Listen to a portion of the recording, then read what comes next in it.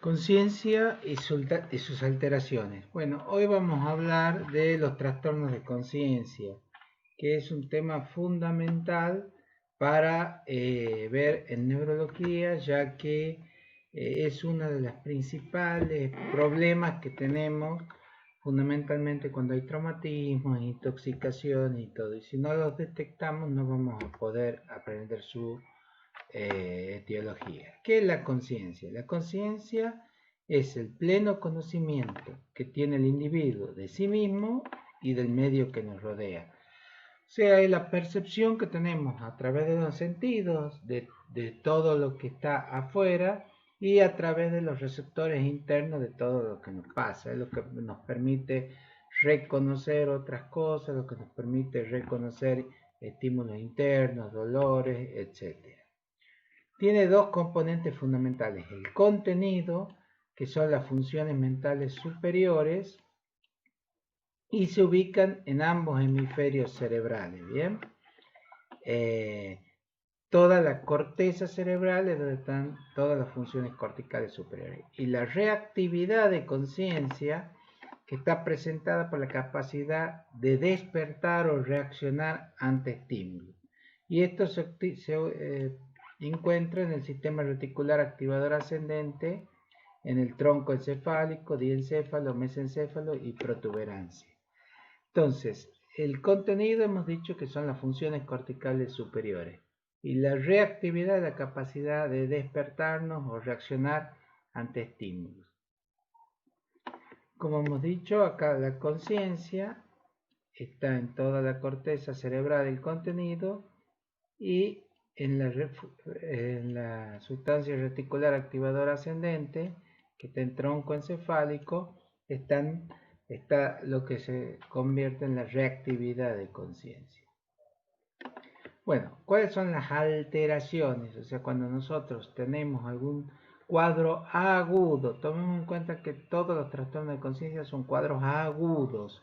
Cuando son cuadros crónicos, ya vamos a ver, puede determinar en una demencia, por ejemplo, que para hacer diagnóstico de demencia tenemos que descartar trastornos de conciencia.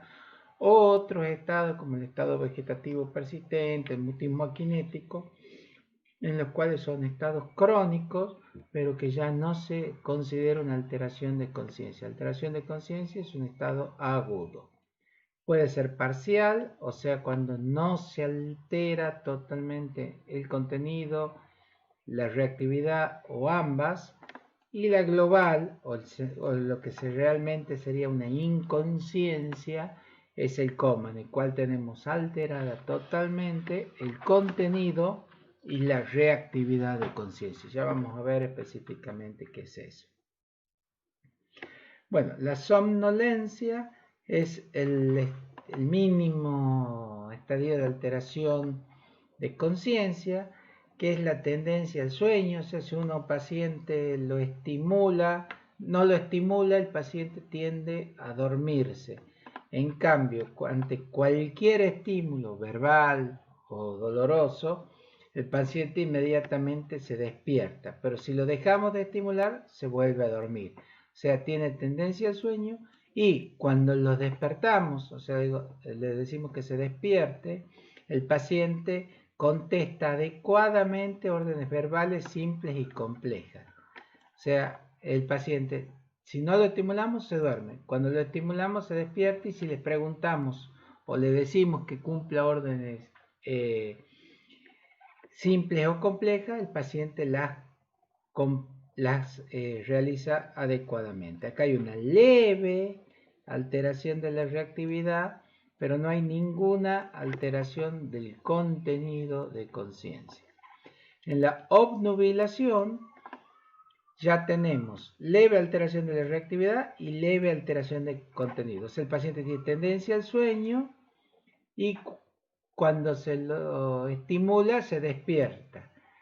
Si lo dejo de estimular, se vuelve a dormir. Cuando lo vuelvo a estimular, se despierta. Pero ya las órdenes complejas no las realiza de manera adecuada. Entonces, la diferencia entre somnolencia y obnubilación es que en la somnolencia el paciente puede realizar las órdenes simples. En la obnubilación el paciente las órdenes complejas no las puede realizar, cosa que sí puede hacerlo en la somnolencia. Entonces acá ya tenemos una leve alteración del contenido también de conciencia. Bueno, en la confusión no tenemos alteración de la reactividad, pero sí tenemos alteración del contenido. Es cuando el paciente se encuentra desorientado en tiempo y espacio, responde inadecuadamente, no realiza lo que uno le solicita, pero sí está totalmente despierto, incluso puede haber algún grado de excitación psicomotriz. El delirio sería como un estado confusional, pero secundario a alguna enfermedad médica o intoxicación. Lo más común que vemos, por ejemplo, son los viejitos, que uno tiene una infección urinaria, toman una medicación de manera inadecuada y están excitados, agresivos, totalmente conservada la reactividad de conciencia, pero su contenido de conciencia totalmente alterado. El estupor, bueno, es el máximo grado de alteración parcial de conciencia en el cual el paciente tiene una severa alteración del contenido y de la reactividad. O sea, el paciente está con los ojos cerrados, no contesta órdenes, pero cuando yo le hago un estímulo doloroso, el paciente abre los ojos. Esa es la diferencia fundamental con el coma, que es el estadio de inconsciencia completa. El paciente tiene los ojos cerrados, como sabemos, el coma termina cuando el paciente abre los ojos, ya sea porque está mejor, estuporoso, somnoliento, o porque el estado se va a hacer definitivo, como puede ser un estado vegetativo persistente. Todo estado de coma termina en algún momento, no hay un paciente que esté en coma toda la vida, sino a las 2, 3, 4 semanas el paciente o va a pasar a mejorar su estado de conciencia o va a pasar a lo que es un estado vegetativo persistente. Y el grado es para tener como un parámetro de la profundidad o del grado de lesión que puede tener el paciente. Cuando localiza el estímulo doloroso, cruzando no la línea media, es grado 1. Grado 2 es cuando el paciente tiene respuestas inapropiadas de flexión o de extensión. El grado 3 es que cuando tiene solo respuestas vegetativas, o sea, yo le hago un estímulo doloroso y el paciente responde únicamente con taquicardia, con hipo, con hipertensión, aumentando la respiración. Y el grado 4 es que el paciente no tiene respuesta a estímulos dolorosos y tiene paro respiratorio. Ya vamos a ver que esto hay que diferenciarlo de la muerte cerebral. ¿Y cómo lo diferenciamos? Básicamente, que la muerte cerebral no tiene todos los reflejos de tronco. En cambio, si el paciente tiene algún reflejo de tronco o algo de funcionalidad del sistema nervioso, consideramos que el paciente está en coma grado 4. ¿Bien? Igual, después vamos a ver la escala de Glasgow, que le pone a todas estas alteraciones de conciencia, tanto parciales como globales, una numeración, y lo hacemos una escala que es subjetiva, de acuerdo a lo que vemos, una escala objetiva numérica, y que nos permite y nos ayuda a decir, bueno, este paciente tiene un deterioro de conciencia, está avanzando, está progresando, está disminuyendo. Bueno, ¿cómo clasificamos el coma?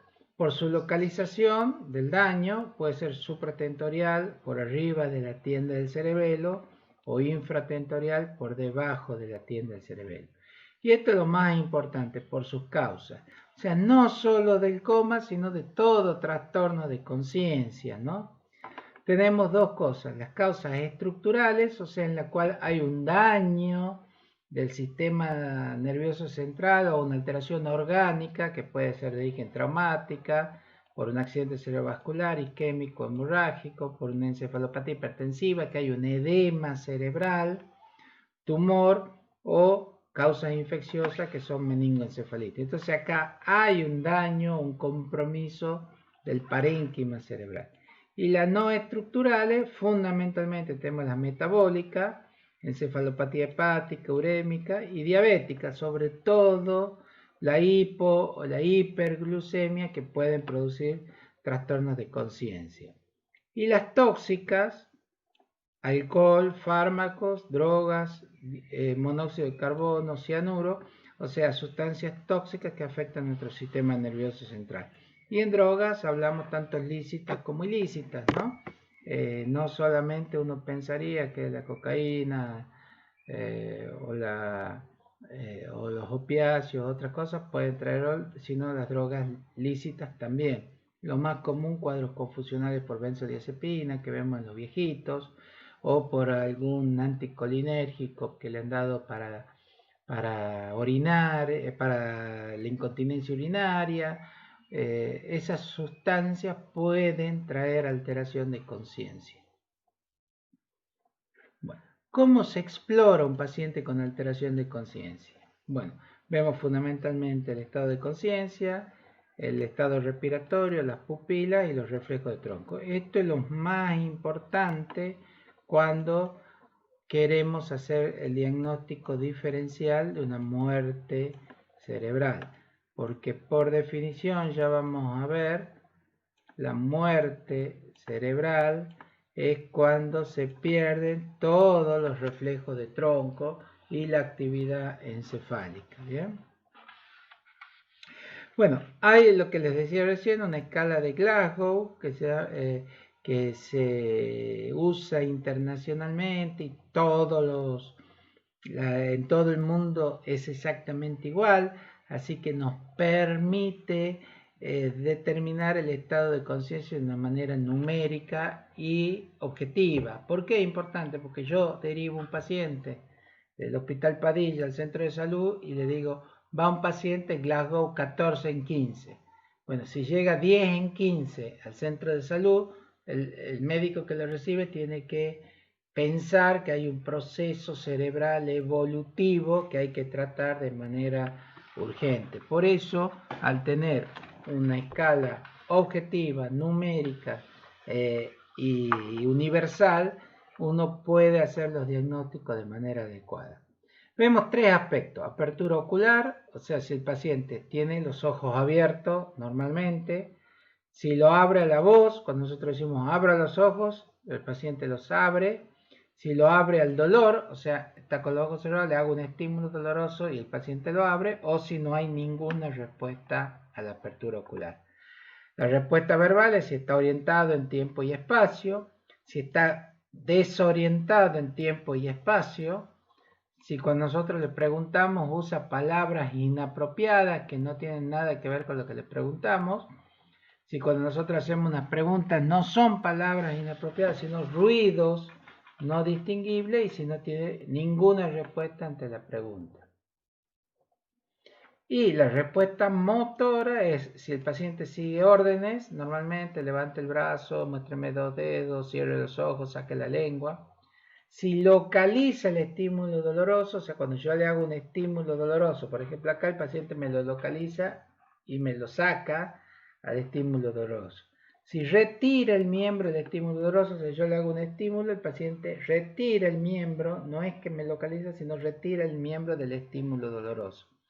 Si hay una rigidez de flexión, de decorticación se llama, una rigidez en extensión que es de descerebración, y si no hay ninguna respuesta.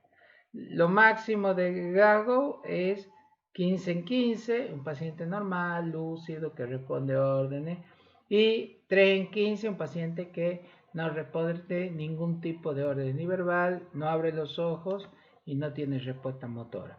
Ahora vamos a ver que para determinar si el paciente con un Glasgow muy profundo está con un trastorno de conciencia severo, en coma, porque un Glasgow menor de 8 ya vamos a ver, uno ya sabe que el paciente está en coma, si está con muerte cerebral o no, dependiendo de la función que tenga nuestro tronco encefálico y nuestro encéfalo.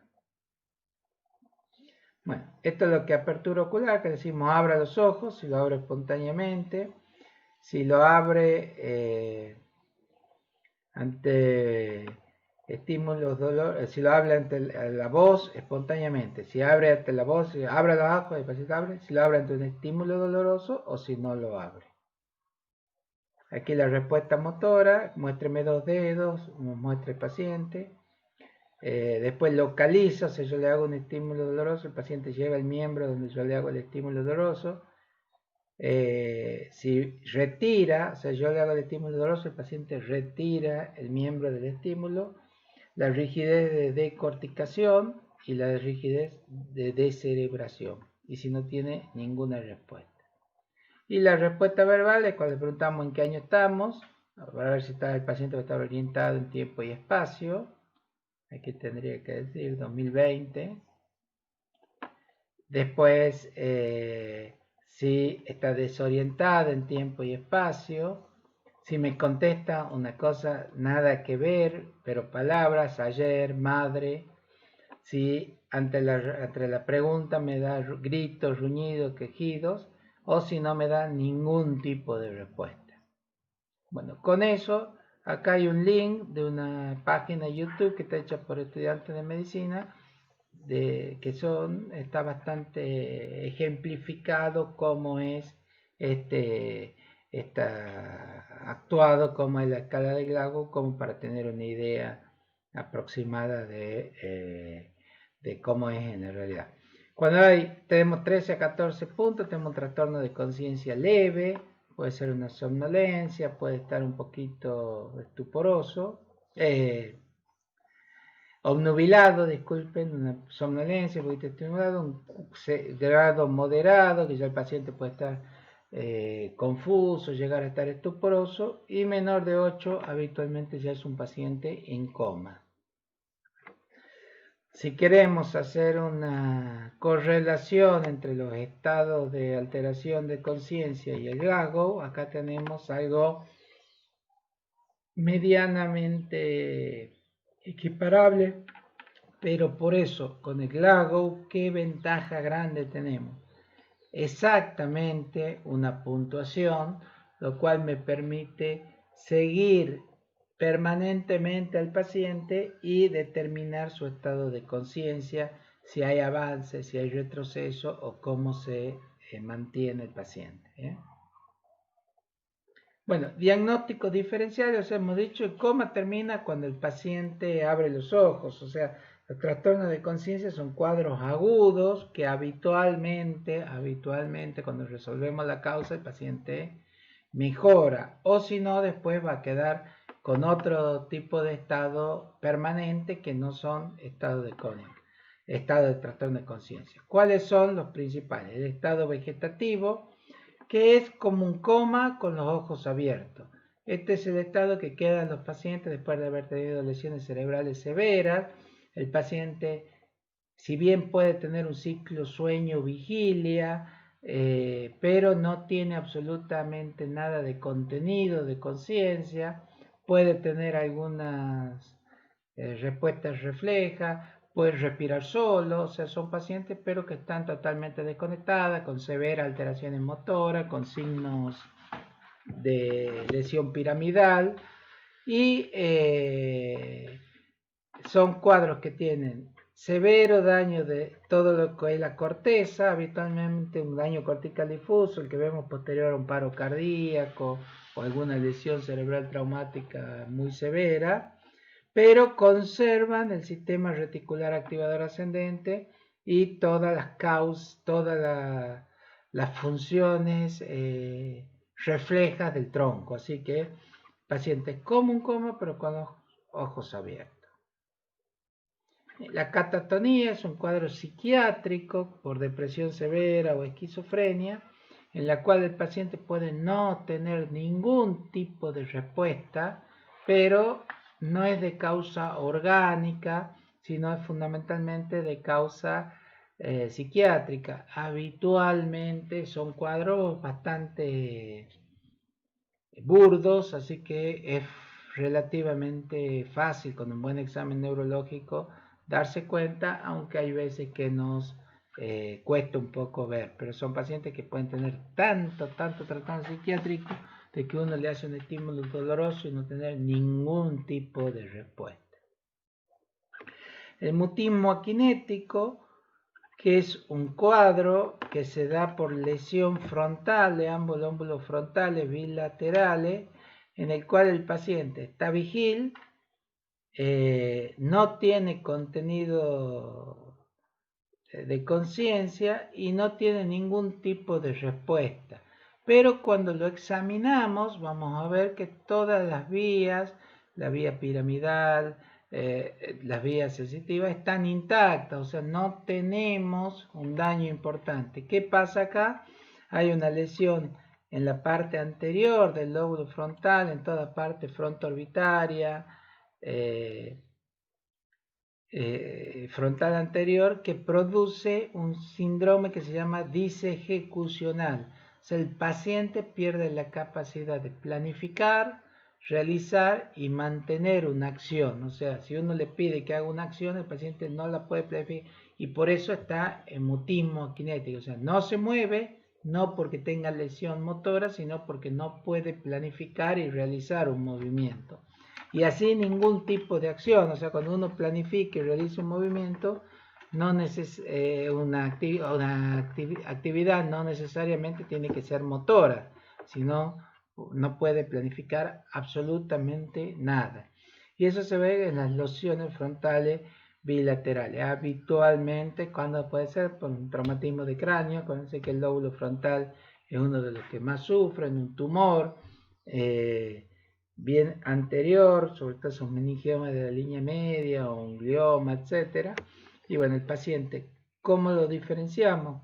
De un estado vegetativo persistente, porque este paciente no va a tener secuelas importantes, paresia, babinqui, espasticidad, hiperreflexia, sino que este paciente va a tener todas las vías piramidales normales, pero no va a realizar ningún tipo de movimiento. Y el síndrome de enclaustramiento, que habitualmente se produce por una lesión acá en la protuberancia, un infarto, un tumor, etc. Pero conservamos lo que es el tercer par. Entonces el paciente está consciente plenamente porque no hay alteración de la corteza cerebral, tiene la vigilia normal, o sea, está con los ojos abiertos e incluso puede comunicarse a través del movimiento ocular, pero no puede realizar ningún otro movimiento porque es como si tuviésemos cortadas las conexiones corticales con el resto del cuerpo. Entonces no puede mover los brazos, no puede hablar, por eso es una tetraplegia muda, o sea, el paciente no puede moverse, no puede hablar, pero comprende lo que le dicen, puede expresarse. Hay películas que se llama El escafandra y la mariposa, en la cual el paciente escribe un libro sobre su experiencia solo con el movimiento ocular. Ahora tenemos hasta programas de computación, en el cual con los movimientos oculares puede manejar una computadora. Y además de lesiones en el tronco encefálico, neuropatía severa, polineuropatía severa también puede producir, o miopatía severa, en que no le permita mover nada al paciente, puede producir este estado. Que en realidad no hay trastornos ni del contenido ni de la reactividad. Lo que hay es un trastorno motor que no me permite responder motrizmente. Así que puedo por ahí responder con el movimiento ocular. Y la muerte cerebral, que es muy importante que ustedes la sepan diagnosticar. ¿Por qué? Porque, bueno, obviamente con el diagnóstico clínico de muerte cerebral no alcanza para certificar que un paciente esté muerto. Pero sí, si ustedes hacen un buen diagnóstico clínico, no vamos a movilizar al INCUCAI y a todo un grupo de personas para confirmar esta muerte y eventualmente sea un paciente factible de la donación de órganos. Pero siempre tienen que tener en cuenta que el primero es el diagnóstico clínico. No alcanza, pero sí es fundamental hacerlo correctamente. Bueno, la muerte cerebral es la muerte encefálica, o sea, perdemos todas funciones del encéfalo, del tronco, de todas las partes del sistema nervioso central. Es un cese completo e irreversible de la actividad cerebral o encefálica, o sea, deja de funcionar y no hay ninguna posibilidad de revertir esto. Pero esto no alcanza para diagnosticarlo, porque cuando nosotros diagnosticamos una muerte cerebral, le diagnosticamos una muerte biológica, por más que el corazón siga funcionando, esté con un respirador, sigue respirando, con respirador, pero el corazón sigue funcionando solo. Esto no va a durar para siempre, dura unas horas, por eso es importante determinar la muerte cerebral y llamar a, eventualmente, si es un paciente factible de donación de órganos, al INCUCAI, para confirmar la muerte cerebral. O sea, clínicamente nosotros vemos paciente con cese de todas las funciones cerebrales y ausencia de reflejos. ¿Cuáles son? Fundamentalmente las pupilas están midriáticas a reactivas, o sea, tenemos unas pupilas grandes y cuando estimulamos con la luz no funcionan. ¿Por qué? Porque acuérdense que la parte parasimpática del reflejo pupilar va junto con el tercer par, nace ahí en el núcleo de Edinche-Westphal al lado del tercer par. Alteración de los reflejos óculocefálicos y óculos vestibulares, o sea, cuando yo le muevo la cabeza, en vez de mantener la vista al frente, que eso es lo que me ayuda a hacer los reflejos óculocefálicos, el paciente mueve los ojos junto con la cabeza, por eso llamamos ojo de muñeca, o sea, el paciente, los ojos están fijos, como si vean una muñeca, y cuando le mueven la cabeza, los ojos siguen el movimiento de la cabeza y no quedan mirando al frente, que sería lo habitual. Y los reflejos oculovestibulares, hacemos las pruebas calóricas de inyectarle agua fría y agua caliente y vamos a ver que no hay ningún tipo de respuesta. Lo no habitual es que el paciente, cuando nosotros ponemos agua fría o caliente, haga un nistagmo, se llama, que un movimiento rápido del ojo por el estímulo vestibular que produce estas pruebas calóricas, ¿no? También reflejo corneal, yo ilumino, toco el ojo, eso es un reflejo trigémino facial. Toco el ojo, el trigémino va al tronco, le avisa el facial y el facial hace que cerremos el ojo. Eso es automático, traten de tocarse el ojo. Bueno, acá no está ese reflejo porque no funciona el tronco encefálico. Y los reflejos orofaringios, que es cuando yo a un paciente le estimulo la faringe con un palito, algo para producir el reflejo del vómito, el paciente no lo tiene porque no funciona todas las vías del noveno par. Y el test de apnea, que es fundamental y hacer que nos da la función a nivel del bulbo. En el bulbo hay un receptor que cuando aumenta el dióxido de carbono dispara. Por eso no podemos dejar de respirar. Ustedes tratan de no respirar y en algún momento se va a desencadenar el reflejo respiratorio. Bueno, en los pacientes con muerte cerebral, como no tienen ese sensor del bulbo, nosotros le sacamos la asistencia respiratoria mecánica y el paciente después de un tiempo no hace ningún tipo de movilización ni estímulo respiratorio. Por eso test de apnea, o sea, producimos una apnea y el paciente no tiene ningún tipo de respuesta, ¿bien? Y bueno, se debe conocer la causa del coma, por supuesto, porque muchas veces cuando hay intoxicación metabólica por droga, hipotermia o shock, hay que esperar un tiempo para determinar que este paciente está en muerte cerebral, ¿bien? Y además tenemos toda una serie de pruebas. El electroencefalograma obviamente va a ser plano, no va a haber ningún tipo de función cortical, potenciales evocados de tronco encefálico, que es eso, yo pongo un ruido y veo cuando llega al cerebro. Voy a poner el ruido y nunca va a ver la onda del cerebro, solamente voy a ver la onda 1, por ejemplo. Lo normal es cuando yo pongo un ruido, se aparece la onda 1 de la cóclea, la onda 2, la 3 que es grande, la 4 y la 5 que es la onda de llegada a la corteza. ¿Qué pasa si hay muerte cerebral? Me aparece la onda 1 y ninguna otra. ¿Por qué? Porque la cóclea está funcionando, pero no hay ningún tipo de conducción a través de los distintos núcleos del tronco encefálico ni llegada a corteza. Y otra cosa que no hay es flujo sanguíneo cerebral porque no funciona el cerebro. Y eso lo podemos ver por angiografía, gammagrafía o actualmente lo que más utilizamos, el Doppler transcraneal, que me permite ver que no hay flujo sanguíneo cerebral. Bueno, con todo esto uno puede definir los distintos estadios de conciencia. Lo importante es saber evaluarlo al paciente, saber hacer la escala de Glasgow, que es lo que le va a permitir a usted de una manera concreta diagnosticar, derivar, y también nos sirve para el seguimiento del paciente, porque si dejamos internado a un paciente y tenemos que hacer la escala de Glasgow para ver que el paciente no deteriore en el transcurso de las horas, ¿no?